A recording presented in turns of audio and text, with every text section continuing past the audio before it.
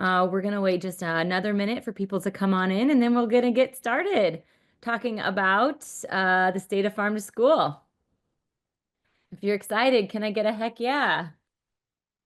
Not really. Okay, but really. Heck yeah. Let's Hi go farm to school. Yeah, Dan Gorman, go Michigan. All enthusiastic here in Montague. That's Michigan, folks. Well, it is 2:03, so let's go ahead and get started. Good afternoon and good morning, everyone. My name is May Chupros. I'm the Director of Farm to Institution Programs at the MSU Center for Regional Food Systems. It is great to be here with you today. I'm joined by colleagues from National Farm to School Network and my colleague Colleen Matz, also from the Center for Regional Food Systems, and my new friend Gray from Harvard. And I am going to be running the slides today and letting these experts share more about what's going to be our topic areas. So just a really quick refresh. We have Cassandra from the National Farm to School Network, Colleen, Hawthorne, and Gray. Y'all want to say hello? It's good to be here with you all, and we'll get right into it. We have lots of information to share about the state of local food incentive programs, and also the LFS. So hopefully there'll be lots of learnings. Specifically, we'll want to provide an overview of the landscape, both state and federal policies, what's going on there. We're going to discuss specifically ECEs and how they can be included in these programs, which I'm personally very excited to hear more about. We're also going to take a deep dive into some resources that came out this last year in 2024 that were created by Cassandra and Colleen specifically that are incredible. They're able to be accessed right now, but we want to make sure you know that they're there. And some upcoming plans for 2025. So lots of stuff to cover, like I said, but you are in good hands because we have 4 amazing humans who really know what's going on. Just a quick agenda. We're going to be talking about local food purchasing incentive programs first. Then we're going to go into the LFS items and then what's next for 2025. We will have some time for Q&A at the end. However, one of our awesome people on this call, Hawthorne, is going to be collecting questions as they come into the chat. So you don't have to save that in your head for the end. Go ahead and put it in the chat. We'll be putting it into a document so we can make sure that those questions get answered at the end. All righty. Well, with no more further ado, we're jumping right in because there's so much wonderful information and I want to make sure everybody on this call has a chance to hear it. So I'm going to pass it over to my friend from the MSU Center for Regional Food Systems, Colleen Matz. Colleen, if you want to introduce yourself a little bit more, feel free. Otherwise, just dive right into the LFPIs. Thank you, May. And as you mentioned, I am your colleague at the MSU Center for Regional Food Systems, and my role has recently changed to lead our new USDA-funded Great Lakes Midwest Regional Food Business Center. But I worked on farm to school and farm to institution in Michigan and beyond for many years prior to that. So happy to be here with you today and sharing some of this information about LFPIs and some of the resources that Cassandra and I developed, and really want to give her a lot of credit in this space because she's really the brains behind the new resources that are available on LFPIs, the extensive resources that we hope y'all find really helpful and useful. And I was just supporting cast. So Cassandra is the one who really put the work in and the time in, and I just really wanted to help get those resources out into the world. So that was the supportive role that I could play. And as usual, I'm in a support role here today too to support her good work. So we'll kick things off with just some basics about where we are with LFPIs right now. And to start with that, we want to give the basic definition that we're working with, including in our resources. So local food purchasing incentives, we will refer to them as LFPIs throughout this webinar, I'm sure, are programs that provide additional funding to schools and early care settings to directly offset the cost of local food or they incentivize increased levels of local food purchases. And this is a definition that we worked and reworked, and I'm sure it can grow and evolve as needed. But this is what we're starting with as our basic understanding of what these programs are and are intended to do. And on the next slide, you will see a screenshot, and that is part of the overview chart in one of the resources focused on the benefits of local food purchasing incentives. So some of you may know and love the National Farm to School Network's fact sheet called The Benefits of Farm to School. That's always was one of my favorites. We took inspiration from that fact sheet to develop this one to kind of provide your one-stop shop resource for cross-checking any information about LFPIs.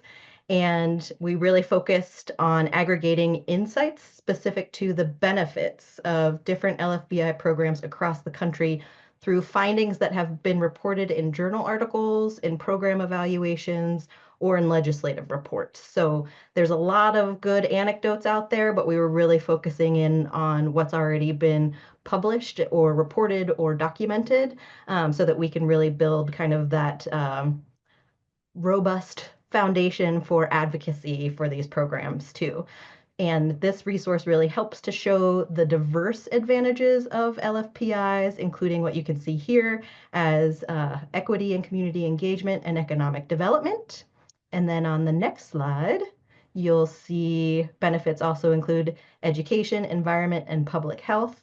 And we've got another section of benefits too, which I'll show you in just a minute.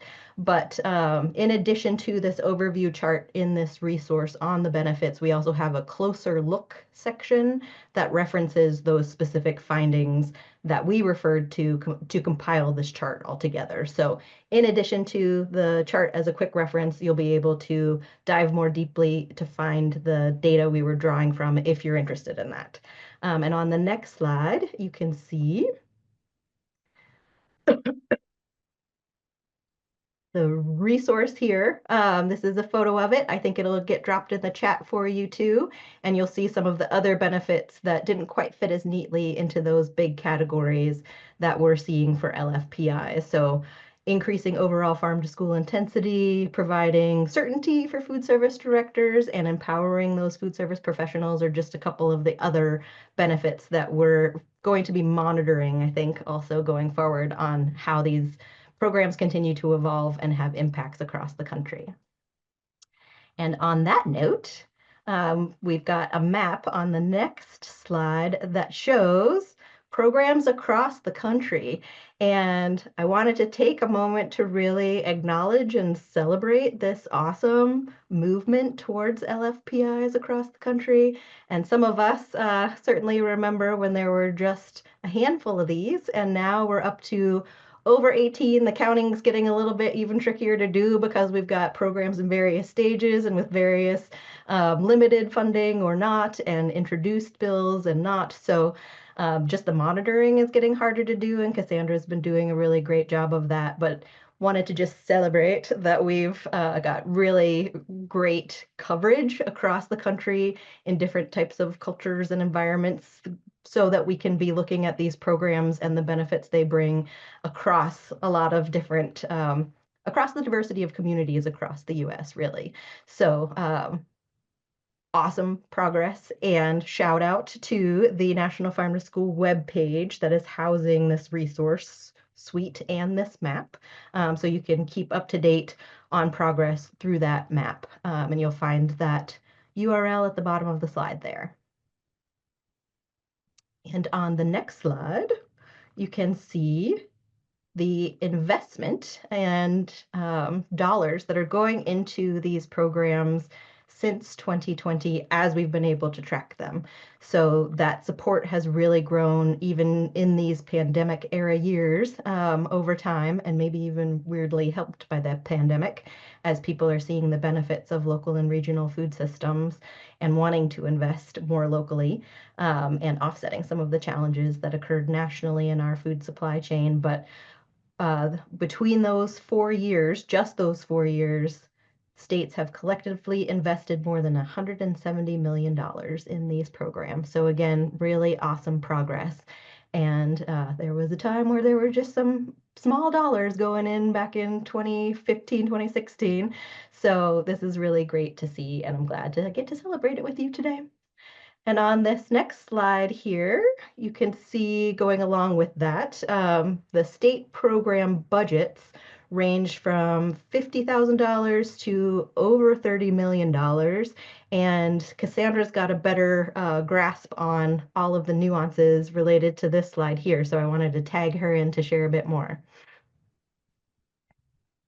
Thanks, Colleen. And I love the celebration vibes today so much. So Cassandra Bull, policy specialist at the National Farm to School Network. The bubbles here are the different sizes of programs. So California, being a very large state, also has a very large program. And then the colors here represent the dollars per student. So if we look at this and we try to compare how many dollars per public student in the state is the overall program budget, you can see the darker color represents probably a more funded program, and then the lighter green is a less funded program. Mostly those are pilot programs ranging from 40 cents to over $6 per public student in the state. Thanks, Awesome. Colleen. Thank you. And that is the level of detail Cassandra has her brain wrapped around with these programs. That's really awesome. So thank you for your expertise there. So on the next slide, you can see some of how the administration happens with these programs. We know that folks who have these programs going already or are just trying to get them started can all learn from each other, and administration is one of the big questions about how these programs happen. And there are, we should say off the top, many place-based characteristics of LFPIs, and that should be the case. They should be tailored to their specific places and the people that they're serving there. But generally, we have found that they're administered by state departments of agriculture or education. And you can see also that the administering department will generally receive support from the other department. I can speak to the case in Michigan. So our Michigan Department of Education administers the program and is the lead. And our Department of Agriculture and Rural Development here in Michigan is a support to that program and part of the core team that really helps to run the 10 cents a meal program here in Michigan.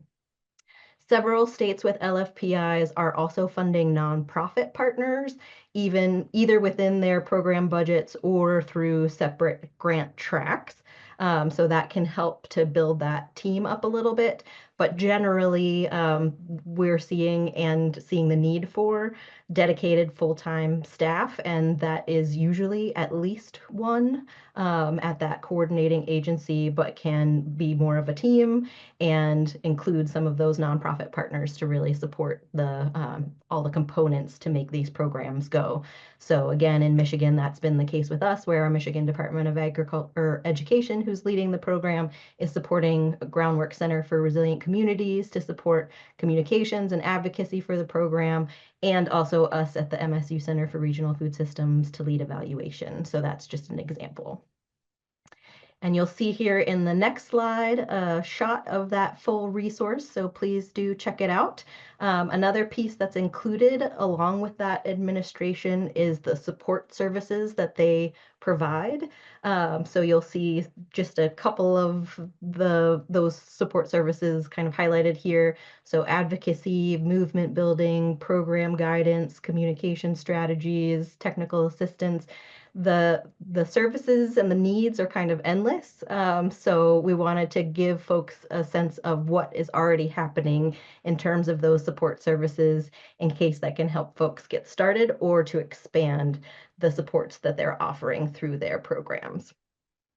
So this resource on program administration is really aiming to illustrate important aspects of the LFPI administration, show examples of collaboration in action, and address common challenges faced by administrators. So great spot to learn what's already happening in those places where these LFPI programs are running. So I'll pass it on to Cassandra at this point because also included in this resource is a breakdown of the LFPI program models, and she's going to dive into that. Take it away, Cassandra. Thanks, Colleen. Next slide, please. Yeah, so Colleen gave a great overview of who's doing local food purchasing incentives and at what departments, but I want to share what these look like. So over 2/3 of states with local food purchasing incentives have really a grant model. So there's an application process. Sometimes it's competitive, or a lot of times it's competitive because there's just not a bunch of funding to go to every school or ECE. But some states like Oregon have a non-competitive grant model where it's really just an opt-in. And so schools and ECEs will apply, get awarded, and then submit reimbursement to the state agency and get reimbursed for local purchases. Typically, these grants, they scale based on the size of the ECE or school. And then quite a lot of grants have 100% reimbursement. So if you buy $50 of apples, the state will give you $50 of apples. But there's quite a few programs that have partial reimbursement. So Michigan's is one of them, where they'll give you basically 50% of your purchases back, and then that slides to 33% in some states. The next bucket of program designs, this encompasses Alabama, DC, Kentucky, Maine, and Wyoming. They're what we call at-will programs. So there's no like application or grant process. Basically, if a school or ECE does what they have to do and they submit the proper documentation, they'll get reimbursement. So for Alabama and DC, this is by meal. So if a meal or a meal component features a local food and they submit the proper reimbursement, they'll get reimbursed a certain amount of cents for each of those meals that contain local food. And then Maine's is really interesting where they have it based on invoices. So schools will purchase local food, they'll submit invoices and other documentation to the state, and then they'll get reimbursed 1/3 up to a certain cap. So that's really the at-will category. It's not based on a grant, it's sort of just whatever school participates at whatever time. And then the last bucket is the performance-based model. So this encompasses New York, Vermont, and Utah. And really, it's if a school reaches a certain percentage of local food purchasing, they get an additional reimbursement or increase, an additional lump sum payment of some kind. So in New York, it's 30% of lunch costs have to be local in order to get this additional reimbursement.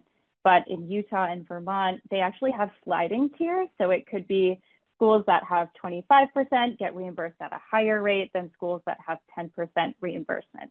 So that's the performance model. Next slide.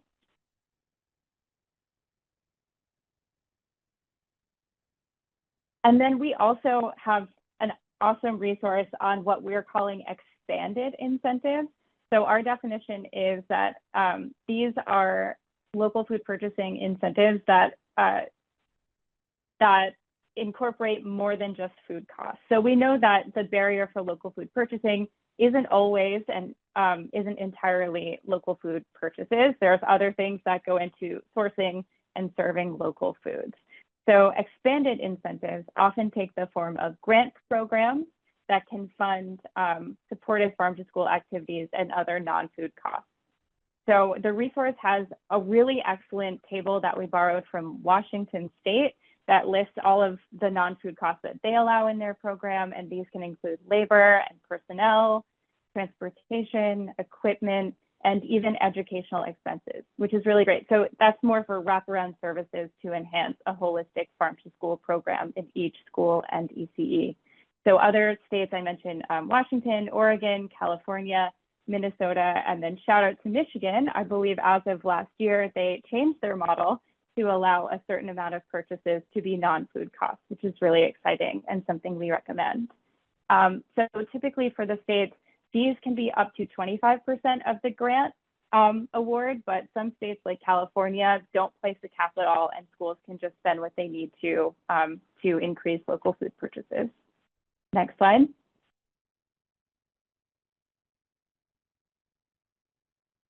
Great, and then I also wanted to touch on some local food purchasing incentives that incorporate values within their designs. And so when I say values, that means beyond local food purchasing. So whether it's purchasing based on producer identity, so producers of color, women producers, or different growing practices like climate smart practices, even like union businesses, or about product characteristics like fresh products or organic products. This is what we mean by values. And so we have a whole resource on how states are incorporating values in their incentive design. And also it's a little bit of a thought piece of how states could potentially incorporate values in their designs. That was really fun. But states are already, I'll just highlight, explicitly stating values and goals in their legislation and program language. They're providing technical assistance on these values, sharing lists with permission of the producers on who the values aligned producers are in their area. They're also tracking and evaluating these values aligned purchases, and prioritizing grant applicants who engage or pledge to engage in values aligned purchasing. So that's really important that quite a few states are starting to do that now. Next slide. And then I just wanted to give a little shout out to some unique program aspects. We've seen California and Oregon have really big farm to school grant programs with different tracks for different purposes or audiences. So they might have a school track, an ECE track. They both have a producer oriented track that helps producers purchase infrastructure and other things they need to sell to schools. Connecticut and Massachusetts just proposed, didn't pass, but Connecticut passed a regional tier model where they have a grant program that is match-based, but they actually give a higher reimbursement to purchases that are in-state and then a lower rebate for purchases that are made regionally, which is especially helpful in tightly packed areas and also for schools that might be on the borders of states.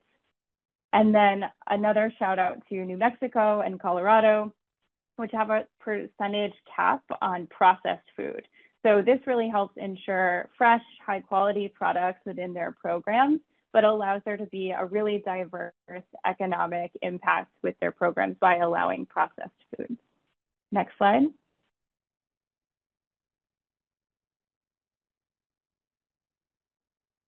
And then I would be remiss if I didn't mention that local food purchasing incentives are really connected with school meals for all policies. So the 8 states with school meals for all policies, 7 of those have incentives, and Massachusetts is on their way. They've proposed legislation. And then recently, over the last few years, New Mexico and Colorado successfully passed legislation that includes both of these policies in one. So we're seeing a lot of framing from all the states around how local incentives support quality, and then school meals for all really supports access. And these two things together can transform school meals as we know it. And with that, I want to pass it on the next slide to my colleague, Hawthorne. Hi, y'all. I'm Hawthorne McCracken. I am NFSN's Farm to ECE Program Associate. And we're just going to run through real quick. Thank you so much, Cassandra. A lot of the considerations and models for ECE LFPIs are very similar to K-12, and Cassandra has outlined those models in great detail in those resources. So I'm just going to give a quick overview for some of the more unique considerations for early care. So as we can see here, at least 10 states currently have LFPIs that include ECEs. And 3 more are working on pilot programs as well. And we can go to the next slide. These take a lot of different forms, and I really encourage the folks who are interested in how LFPIs can support ECE local food purchasing to check out the Flash Talk series that Cassandra organized with the Association of State Public Health Nutritionists, ASPHN. It's a really amazing talk. There's 2 parts. And we interview folks from all 10 of these states to talk about how their LFPI supported their ECEs.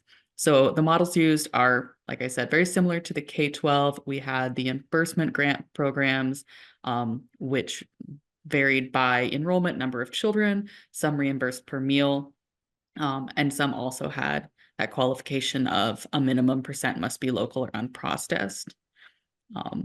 Some states use the competitive grant programs, and some states had the at will.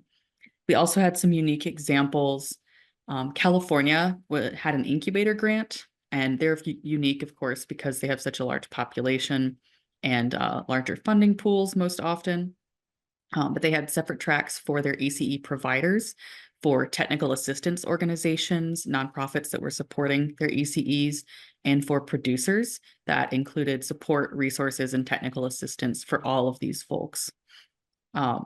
Vermont's model, I really want to highlight. I thought it was awesome. They did CSA grants, which included financial support for early care sites to purchase CSA shares. And this is a really lovely way to encourage local food purchasing at smaller early care sites that might sometimes be overlooked by large wholesale purchasing opportunities. And then I want to highlight as well Iowa's food hub model. Iowa's been doing some amazing work in local food systems building and local food purchasing and getting their food hubs expanded and connected to schools and early cares in the region. So we're going to drop in the chat some links to the recordings and the notes from those flash talks. Really encourage y'all to check them out. We can go to the next slide here. So some unique considerations for early care. The CACFP meal patterns, as I'm sure many of us know, are different from the National School Lunch meal patterns. We have to make sure we're working with the CACFP needs for those sites that are using CACFP. I also wanted to highlight that CACFP funding also supports after-school programs, adult care programs, and summer food programs. And these are aspects of child nutrition programs that might be overlooked by some traditional farm to school programming, if there is such a thing. So really good points to connect with farmers for smaller purchases, unique purchases, and just keep an eye out for those opportunities in addition to early care. Not all sites participate in the CACFP, and some states kept that in mind for their LFPIs and worked with sites to connect them with farmers directly. That gives them a little more fluidity in what they can purchase, which is true for ECEs, whether or not they do CACFP or independent purchasing. So they're a really great marketing opportunity for small farmers, organic farmers, etc. And yeah, I won't read all of this out to y'all. ECEs come in many different sizes. There are many different program types. And so when you're designing your program, you want to make sure you're keeping that in mind and make it accessible to early care sites from the smallest family childcare home to the largest group sites. And also be aware of tribal nations in your area and how they structure their childcare as well. Next slide, please. And some recommendations from the folks who shared in our flash talks. As with most farm to school and ECE programming, start small and grow slow. Many folks were doing pilot programs and making sure that they had a good audience, a good pool of people who wanted to participate in farm to ECE and doing these pilot programs. Reimbursement may be financially challenging, especially for smaller childcare. So some states were doing minimum grant awards to make sure that applicants were getting enough reimbursement to make it worth their staff time and their investment in the program. And documentation, especially for sites participating in CACFP, can already be a barrier for many early care providers. So make sure ahead of time that you know how you're going to administer this program, and a recommendation was to make sure that the documentation was as simple as possible. And include TA and administrative support in your program design and in your grants whenever possible. So those were vital to supporting early care folks in administering and facilitating these programs. All right, thank you so much. I am now going to pass it on to Gray to talk to us about local food for schools. Thank you so much, Hawthorne. And hi, everybody. My name is Gray Norton. I am a senior clinical fellow and attorney at the Harvard Law School Food Law and Policy Clinic. And Since last fall, the Food Law and Policy Clinic's been collaborating with the National Farm to School Network's policy team to research the first round of the local Food for Schools program, and really delighted to be here with you today to share some of the highlights from that work, as well as some of the details about the new round of funding available for the program. So let's dive right into the next slide, which gives an overview of the first round of the local Food for Schools program, which many of you are likely aware of, and I'm going to refer to it as LFS moving forward. But just some quick highlights. In 2021, the USDA's Agricultural Marketing Service provided $200 million in Commodity Credit Corporation funding for this local Food for Schools cooperative agreement program. It was a non-competitive cooperative agreement program with state agencies, and there were really three main goals for the program. It was to provide an opportunity for states to strengthen their local and regional food system, to help support socially disadvantaged farmers and ranchers and small businesses, and they encourage states to prioritize socially disadvantaged farmers, ranchers, and small businesses in the program, and to strengthen and broaden partnerships with producers and schools to ensure distribution of fresh, nutritious food. And so in the research, we've really seen that across a lot of states, many of these goals were met, which is really exciting. So keeping up with that celebration theme that Colleen started at the beginning, we'll take a look at the next slide, which gives us a new round of local Food for Schools funding, and actually it spans to childcare for institutions that participate in the Child and Adult Food Care Program. So this is really exciting. Got a new acronym for you, LFSCC, because we have expanded it to childcare. This funding was announced in October of last year, and then the notice of funding was opened in December, on December 11th of last year. And so just quickly, I'm going to highlight some of the key changes in this latest notice of funding opportunity that differ from that first round. So again, it spans the childcare institutions. And so the funding provides $472 million for K through 12 schools, and then an additional $189 million to states for those childcare sites.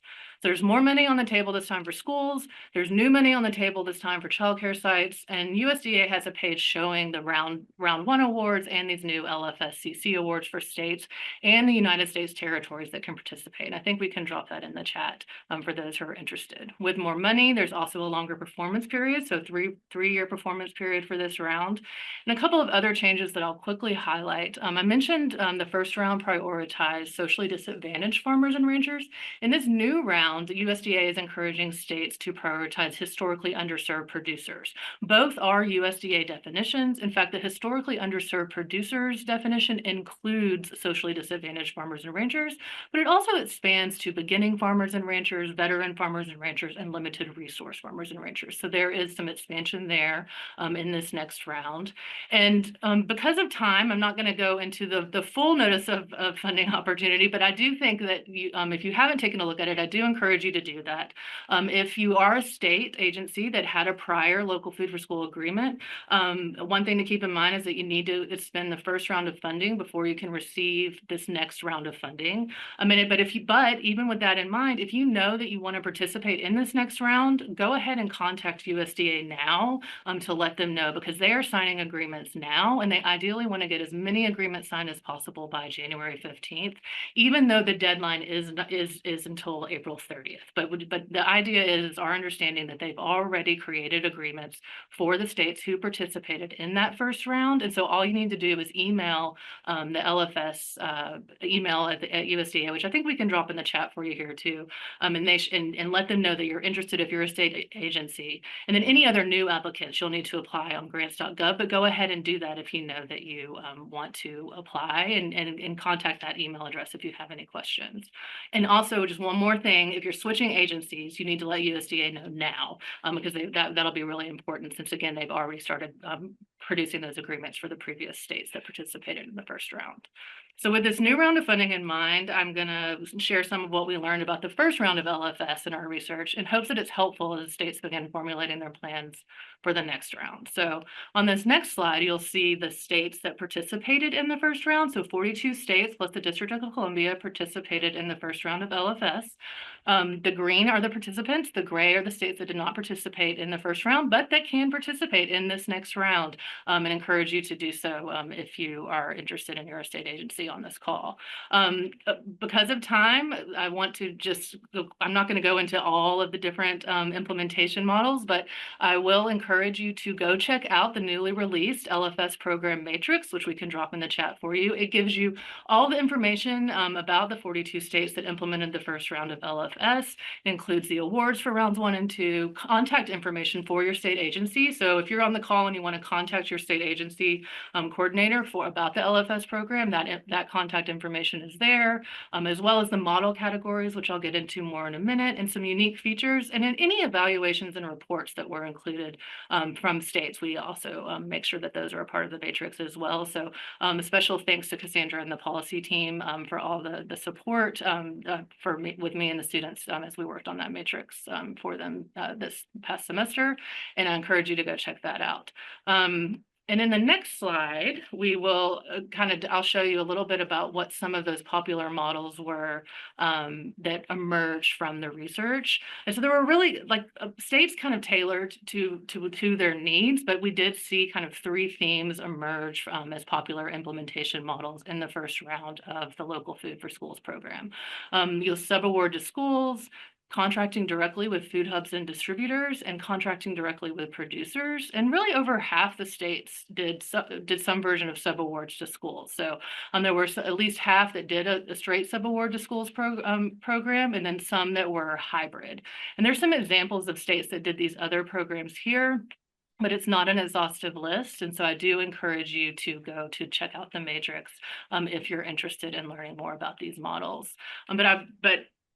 Just because of the interest of time, I do want to show a little bit about some of the other types of models that both do hybrid and kind of some of the unique features that emerge from the first round of LFS. So on this next slide, you'll see that about 15% of states employed a hybrid model. And so these are 3 examples. Again, there's some more examples on that matrix that I mentioned before. But really what we mean by hybrid is combining features of those primary models, and then some had unique aspects. So again, states really tailored to their needs and what the needs of their schools were, as well as what the needs of their producers are. So I'll highlight 3 of those here. So first is Utah, which there was a combination of subawards to schools and then contracting directly with producers, and specifically beef and bison. So limiting that product type to beef and bison. So the state contracted with local beef and bison producers, allocated funds to schools for purchases from those state identified producers, and then the schools would purchase directly from those identified beef and bison producers and submit those invoices to the state for reimbursement. In Wisconsin, they did a combination of subawards to SFAs while concurrently subawarding to non-SFAs. And what this did was provided an opportunity for producers to participate in the LFS program in a variety of ways. So for example, they could sell directly to the SFA that had received a subaward from the state agency, or they could be a non-SFA subawardee themselves, or they could sell their products through a food hub that was a or other distributor that was a non-SFA subawardee. So provided a multitude of opportunities for producers to participate in the program, which is a really unique aspect of that model. And then finally, in North Carolina, there was an option for schools to either purchase directly from producers using the subaward that they had received from the state, or to purchase from the distributor that actually sells local produce to schools through the state's farm to school program. So the state leverages existing farm to school program to contract to have produce sold directly to the schools in that way. So these are 3 examples of kind of just some ways that you could do combinations of those various models and really tailor it to whatever the state needs are. On the next slide, it shows you some examples of some other unique program aspects. You are going to get the slides after this call. And so, but I've already kind of, I think, gone even over my time. So I'm going to keep moving forward here just to give you some high level takeaways of the round 1 implementation. So on the next slide, want to give a shout out to some coming soon resources. So in addition to the matrix, we also collaborated with the National Farm to School Network on some case studies. And so those are forthcoming, featuring implementation of states from such as Iowa, Louisiana, Montana, New Jersey, and Washington. And these are some themes that emerged as we dove into that case study work, and that you'll be able to see in more detail when those case studies are released here very soon. But doing such things as like developing standard practices, like creating a producer registration system, approved lists of mats or producers that meet LFS criteria can be really effective, developing fair marketing pricing guidance, using existing resources like the Farm to School program that North Carolina used, as well as like existing USDA food delivery infrastructure for USDA foods was something that we have seen. Also other grant opportunities like the Farm to School Formula Grant. And really want to emphasize that maintaining flexibility is key. Some states had designed maybe more of a hybrid model and thought that they were going to move forward with that. But then when running into challenges with implementation with that, really wanted to prioritize getting the funding to the schools and to the producers as soon as possible. And so moved to that sub-award model. And so they were able to do that. So if you it just demonstrates that it's okay to make adjustments like midway or, partway through the program, even though you may have set out with a particular implementation plan. If it's not working, go ahead and make adjustments so that it does work for you. And then finally, on this next slide, providing technical assistance is something that's very important, creating diverse resources for school nutrition directors, providing ongoing opportunities for TA, as well as embracing that multi-stakeholder input from the community. And I just really want to emphasize that big picture takeaways from the program itself, from our interviews and our research, is that it really is across many states, really meeting those three goals that I mentioned at the top of the presentation.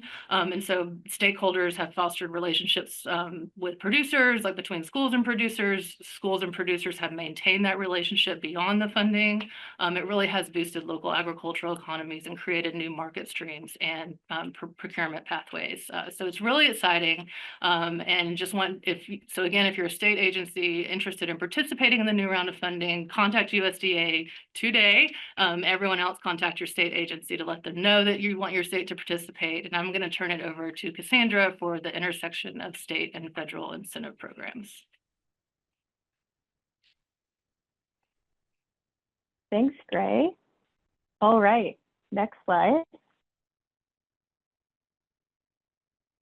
So obviously, state and federal programs are happening at the same time. And basically what we saw, a big takeaway, is that states with existing local food purchasing incentive programs were more poised to take on LFS by the horn. They had administrators in place, a network of nonprofit partners, and other infrastructure in place for fund disbursement, and schools already used to tracking and documentation protocols. Next slide. So I wanted to highlight some ways in which states integrated both state and federal programs. Not too many actually aligned their programs well. I always talk about Minnesota because they had an existing grant program, which was pretty small, and they basically took the LFS funds and tacked it onto their existing grant program to expand the reach of the schools that could participate. Other states used LFS funds to expand the geographic reach or kinds of products that could be used outside of their traditional state incentive. They could use LFS funds as a match, like that's what Michigan did. Vermont and New York, with the performance-based models, allowed LFS funds to count towards the percentage goal for the state incentive. And then Connecticut leveraged LFS to have a permanent state level program, which I think we're going to see more of in the future. Next slide. And then actually, as I mentioned, a lot of states kept their programs separate. And so, for example, Washington had a grant-based state LFPI. They had, hyperlocal connections where schools could choose their local purchases and get reimbursement. And then they decided to try a new model and do something really innovative with LFS funds and have overarching state level contracting with producers for a specific number of limited products. So LFS can allow these states to complement their existing programs, increase the reach of their incentive, or just be innovative. Next slide. And then, yeah, just to reiterate, LFS can expand or grow, but not supplant existing efforts. So if there are states out there that already have sort of pilots or existing incentives that want to expand them and build onto those budgets, that can be really helpful because they might already have administrators in place.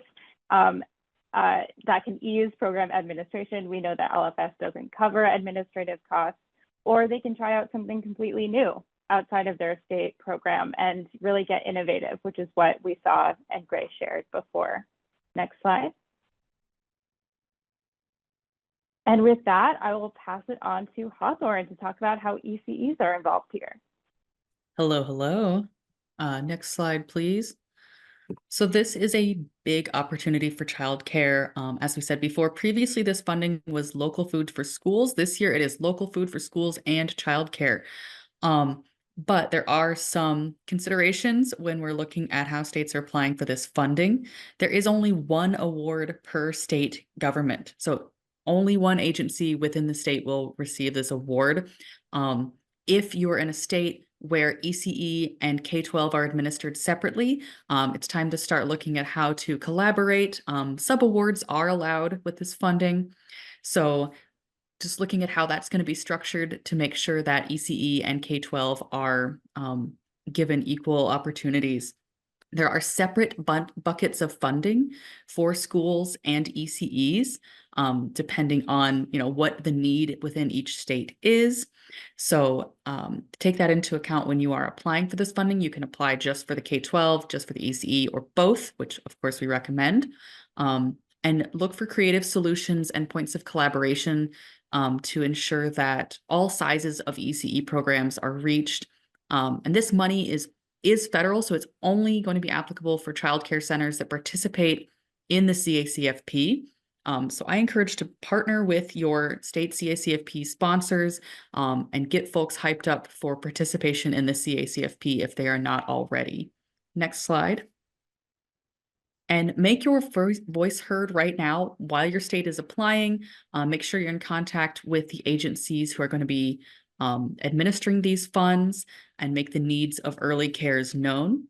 There are some great resources from NFSN's policy team and of course the LFPI resources we've posted today. I encourage you to be in contact, like I said, with the CACFP Sponsors Association. ASPHN is also putting together quite a few resources. So keep an eye out for, if you're not on their newsletter and you're interested in ECE funding, I really encourage you to do so, as well as NCA and of course, NFSN's newsletter. We've got a networking call coming up next week with all three of those organizations, where we're going to be chatting a bit more about what this LFSCC funding means for early care. And back to you, Cassandra.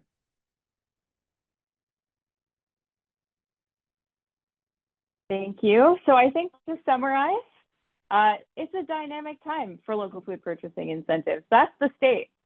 We're really excited about it. We're celebrating and we're looking ahead. So next slide, just a few more and we'll open up to Q&A. So please put your questions in the chat if you haven't already. This is how we are meeting the moment. So right now we're in the application phase, and my colleagues have mentioned we have huddles that we've been hosting and will be hosting. We have lots of resources that we just shared today and are available on our website, like the matrix, forthcoming case studies. Thanks so much, Gray. We have webinars that we held last year. We're also hosting one-on-one conversations and doing what networks do, connecting advocates with one another if they have questions or to share insights of what they've learned. We're also looking ahead. There's an implementation phase for 3 years coming up. So we're really excited to announce with support from MSU CRFS, a series of implementation huddles, more spotlight series on different innovations. We really want to focus on ECE implementation, number one, and number two, some of the farmer-focused innovations that Gray shared, like the food hub models, statewide distribution, and hybrid models. And also looking ahead, we're going to be doing a lot of storytelling and we're going to be supporting evaluation because we know that we want to leverage this federal funds for permanent state solutions and permanent federal solutions. So we really want to, as Grace shared earlier, communicate that impact because we know it's already been happening and will continue. Next slide. And then lastly, how we can all meet the moment, join the huddles, use the resources. I would say if you're an advocate helping to support implementation, helping to support these programs succeed is number one, both on the state level and federal level. I also want to mention that state advocates can start thinking about a permanent incentive program at the state level to sustain LFS, or also thinking about how state funds can complement or supplement LFS funding with administration and support for nonprofits and other TA providers. I think that that's a big gap that states can really come in over the next few years. And then of course we have Gray and her team working with us on advocacy strategy for a federal permanent solution. So we will all be trying to capture stories of impact over the next few years. And how you can stay involved, last slide, is become a National Farm to School Network partner, join our listserv, and just be in touch to join on any future programs that us or our collaborators have. So with that, thanks so much.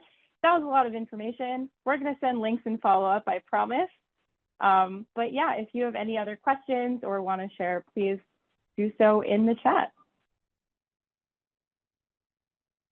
Awesome. Thank you all. I'm going to stop sharing the screen. That was so much wonderful, wonderful information. I'm just going to re-emphasize that there's going to be lots of huddles and opportunities to come together, especially as people are thinking through those applications that are due in April with strategies on how you're going to approach this. So getting together with fellow states and state agencies and thinking through and hearing stories is really, really impactful. So keep an eye out for those opportunities. We are going to open it up for question and answer now. Thanks to Hawthorne for taking the time to put all your questions into a document. I just have to open that document. And if there are questions, I'm just going to go through and then get those answered. So to start, what type of school activities I'm just going to look at that document. So we have a question about what type of school activities they support. And I believe this was about expanded LFPIs. So this would go to either Colleen or Cassandra about expanded LFPIs and what sort of activities they support.